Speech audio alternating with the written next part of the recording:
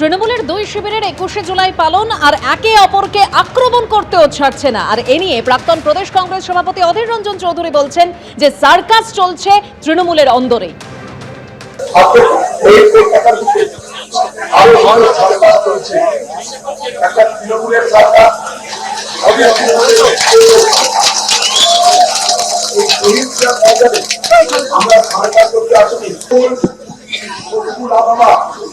সারা বাংলা জুড়ে বিজেপির পক্ষ থেকে যাতে কংগ্রেসের লোকেরা সবাই আসতে না পারে তার জন্য সকাল থেকে হামলা। একটু আগে ফোন করছিল কৃষ্ণনগর থেকে, মুর্শিদাবাদের দমকল থেকে কিছু লোক আসছিল, তাদের গাড়ি ফাড়ি ভেঙে চুরমার করে দিয়েছে। এই জায়গায় দাঁড়িয়ে আজকে এত কংগ্রেসের কর্মীরা নেতৃবর্গ আজ এখানে সামিল হয়েছে, এটা আমি মনে করি কংগ্রেসের জন্য অনেক বড় পাওনা। दीदी मैं ये कहना चाहते हैं, ये तो बाकी है, अभी बहुत कुछ बाकी है। এদিকে একদা মমতা বন্দ্যোপাধ্যায় ঘনিষ্ঠ মমতা বন্দ্যোপাধ্যায়ের কিচেন ক্যাবিনেটের সদস্য মদন মিত্র, যিনি সদ্যই কালীঘাট তৃণমূল ছেড়ে ঋতব্রত শিবিরে যোগ দিয়েছেন, তিনিও আজ কটাক্ষ করে বলছেন মমতা বন্দ্যোপাধ্যায় মঞ্চে থাকলে শহীদদের পরিবার থাকতো পিছনে, সামনে আসতেন সানগ্লাস পরা সেলিব্রিটিরা। একদিকে সংবিধান রচয়িতা কবিগুরু মহাত্মাজি নজরুল ইসলাম, অন্য কোনো ছবি নেই। আজকের এই ব্যানারটার জন্য আমি সবার আগে যাকে কোটি কোটি সালাম জানাই, তার নাম বাংলার প্রাক্তন মুখ্যমন্ত্রী মমতা বন্দ্যোপাধ্যায়। তার কারণ আপনি না থাকলে তৃণমূল কংগ্রেস এই চেহারা আজকে পেতে পারত না।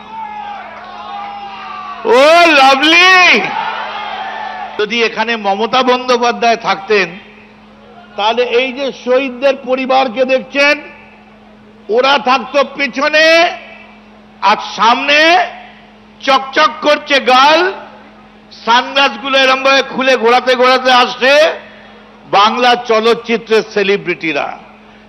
শুনে রেখে দিন মমতা বন্দ্যোপাধ্যায়, আমার এই গলার আওয়াজ যদি আপনার কাছে পৌঁছয়, আপনাকে সেলিব্রিটি বাংলার মুখ্যমন্ত্রী অভিষেক বানায়নি, আপনাকে বাংলার মুখ্যমন্ত্রী কোন সেলিব্রিটি বানায়নি।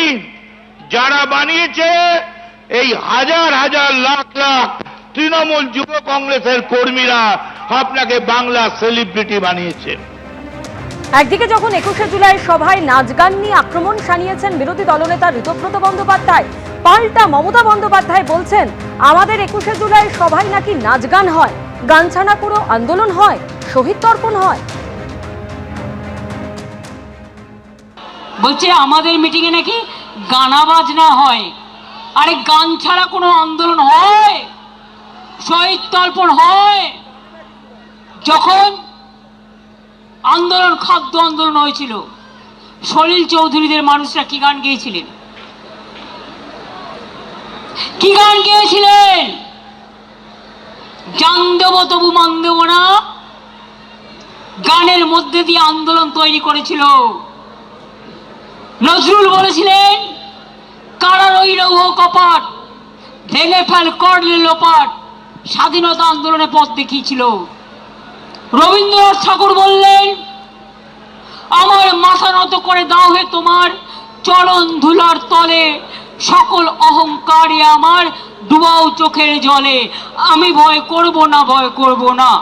আর বিজেপি কি জেনে রেখো, তোমাদের বালিশ পালিশ করবে না আসল তৃণমূল কংগ্রেস, যারা জীবন দিয়ে লড়াই করেছে।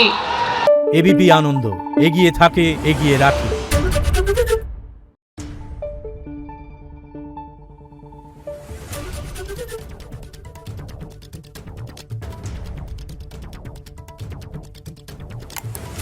Thank you.